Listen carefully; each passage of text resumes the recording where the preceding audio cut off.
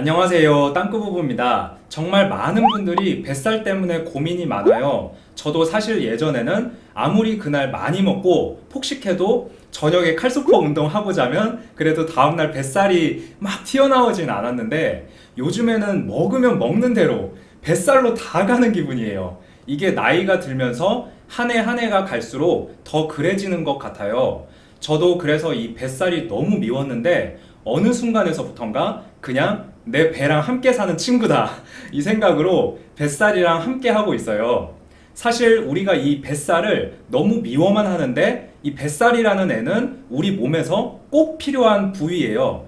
너무 많으면 건강에 문제가 되지만 그렇다고 이 뱃살로 너무 스트레스만 받진 않으셨으면 좋겠어요. 스트레스를 받을 때 나오는 호르몬인 코르티졸이 또 뱃살을 찌게 만들어서 그 악순환이 계속되니까요. 뱃살은 우리 몸에서 에너지를 저장하고 공급하는 역할도 하고요. 그래서 우리가 일할 때나 공부할 때 지치지 않게 해줘요. 그리고 요즘처럼 면역력이 중요할 때 면역과 체온 유지도 해주고 또 가장 중요한 건 우리 몸 중요 장기들을 보호하는 역할도 해요. 이 정도면 뱃살을 꼭 애물단지라고만 부를 게 아니라 보물단지라고도 불러도 되겠죠? 뱃살은 제가 예전 영상에서 말씀드린 것처럼 윗배, 아랫배, 옆구리, 복합 유형처럼 유형별 접근 방법도 중요하지만 남성과 여성, 즉 호르몬별 뱃살 유형도 다르고 내장과 피하지방, 즉 타입별 뱃살 유형도 또 달라요. 뱃살도 과학입니다. 과학적으로 접근하셔야 돼요. 어쨌든 이 뱃살은 남성분들보다 여성분들, 특히나 우리 어머님들처럼 나이가 드신 분들이라면 더 신경 써야 하는 게 맞아요. 특히나 여성은 생리 주기에 따라 컨디션이 많이 달라지잖아요. 그게 다 이 여성 호르몬, 즉 에스트로겐의 영향 때문에 그래요. 이 에스트로겐이 풍부한 20, 30대는 대부분의 지방이 가슴이나 엉덩이, 허벅지에 축적이 되는데 점차 나이가 들면 들수록 여성 호르몬이 감소하면서 이게 다 복부 쪽에 몰리게 돼요. 그래서 이때 뱃살이 유독 많이 불어나는 거예요. 그래서 나이가 들면서 오는 체형 변화, 특히나 뱃살 쪽은 이 여성 호르몬에도 신경을 써주는 게 중요해요. 이 호르몬이라고 하는 건 우리 내면의 신이라고도 하잖아요. 그렇기 때문에 억지로 인위적으로 높이시면 절대 안 되고요. 가장 자연스러운 방법은 음식 섭취예요. 에스트로겐을 자연스럽게 높이는 음식은 첫 번째로 콩, 두부가 있어요. 콩은 골다공증 예방에도 도움이 되는 이소플라본이 풍부해서 나이가 들수록 잘 챙겨 드시는 게 좋고요. 특히나 이런 콩, 두부 같은 식물성 에스트로겐 성분은 부작용도 없고 오히려 암을 억제하는 특성이 있어서 정말 추천드려요. 그리고 또 석류도 강추. 석류는 껍질에 타닌, 종자엔 천연 식물성 에스트로겐이 들어있어서 여성분들 특히나 갱년기 증상 예방에도 정말 좋은 과일이에요. 그리고 자두에도 자연스럽게 여성 호르몬 분비를 촉진시키는 붕소라는 성분이 있는데 이게 우울증을 극복하는 데에도 도움이 됩니다.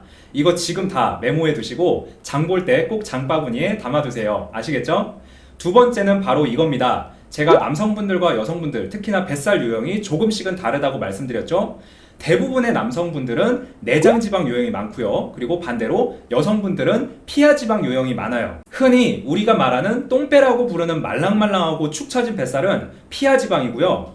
뭔가 딱딱하면서 잘 안 잡힌다, 그리고 배가 남산처럼 툭 튀어나왔다, 이런 건 대부분 내장지방이라고 보시면 돼요. 더 확실하게 제가 체크해 보실 분들은 핀치 테스트라고 저번에도 알려드렸는데 이렇게 엄지와 검지를 뱃살에 잡아보시면 잘 잡힌다면 피하지방, 잘 안 잡힌다면 내장지방으로 보시면 돼요. 아시겠죠?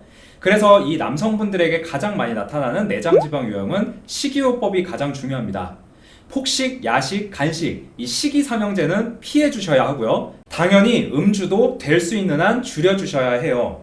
다이어트 한다고 적게만 먹다가 나중에 식욕 터져서 폭식하고 하는 것보다는 오히려 삼시세끼 잘 충분히 드시면서 규칙적으로 식사하시는 게 건강 면으로나 다이어트 면에서 더 나은 방법이에요. 당연히 하루 30분 정도 가볍게 유산소까지 해주면 훨씬 더 빨리 내장지방 뱃살을 뺄 수 있어요. 아시겠죠? 그리고 여성분들에게 더 많이 나타나는 피하지방형 뱃살은 식단도 식단인데 운동이 더 중요해요. 특히나 유산소 운동도 중요하지만 복부에 탄력을 줄 수 있는 운동 동작도 함께 해주셔야 돼요. 유산소로만 살을 빼면 피하지방형 뱃살 특성상 축 처지고 탄력이 없어질 수가 있어요. 그리고 제가 똥배 아랫뱃살 빼는 영상에서도 말씀드렸듯이 자세가 이렇게 틀어짐, 이런 것도 뱃살과 옆구리살이 나오는 주요 원인이 될 수 있으니까 항상 바른 자세 중요합니다. 지금 영상 보시면서 체크해 보세요. 가슴 펴주시고 복부에 힘 이렇게 딱 주시는 거 잊지 마시고요.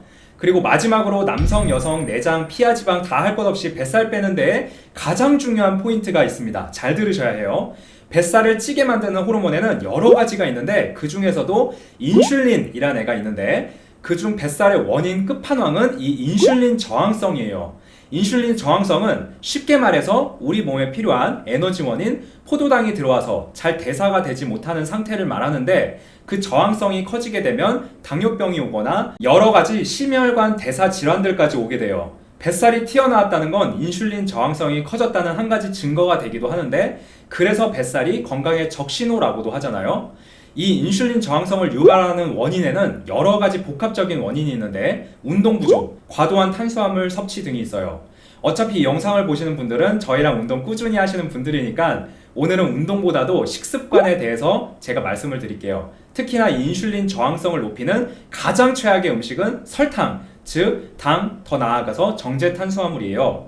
탄수화물은 크게 비정제랑 정제로 나눌 수 있는데 제가 쉽게 구별하는 방법, 초간단 방법 알려드릴게요. 스트레스 받을 때 땡기는 단 것들 있죠. 그게 다 대부분 정제 탄수화물이에요. 참 쉽죠? 케이크, 초콜릿, 콜라, 사이다, 아이스크림, 과자, 주스, 도너츠 이런 거 등등 이런 거 저도 다 애정하는 건데 이게 다 뱃살 제조기라고 보시면 됩니다. 조심하셔야 돼요. 우리 몸이 스트레스를 받으면 행복 호르몬 세로토닌 수치가 낮아져서 그걸 올려줄 무언가를 찾게 되는데 가장 빠르고 쉬운 게 단 거예요. 그러니까 평소에 스트레스 관리도 중요하고요. 많이 웃으세요. 이 정제 탄수화물보다는 비정제 탄수화물, 즉 잡곡밥, 통밀빵, 통곡물, 견과류, 감자, 고구마, 견과류 이런 거 드셔야 돼요. 아시겠죠? 제가 지금까지 말씀드린 뱃살 빼는 방법 4가지는 바로 이겁니다. 정리해 드릴게요. 첫 번째, 뱃살은 애물단지가 아닌 보물단지. 너무 스트레스 받지 말고 하지만 과하면 안 된다. 두 번째, 나이가 들면 나오는 뱃살은 호르몬 관리가 중요하다. 세 번째, 피하지방형, 내장지방형, 유연별 뱃살 관리 방법. 네 번째, 가장 중요한 인슐린 저항성 관리하기. 이 4가지 꼭 기억하시고요. 뱃살과의 전쟁에서 우리 한번 승리해 봅시다. 저처럼 뱃살이랑 친구하시면 안 돼요. 여러분들은 잘 하실 겁니다. 저도 옆에서 응원할 테니까 우리 함께 화이팅 합시다. 그럼 이제까지 뱃살 쉽게 빼는 방법 영상을 마치겠습니다. 봐주셔서 감사합니다.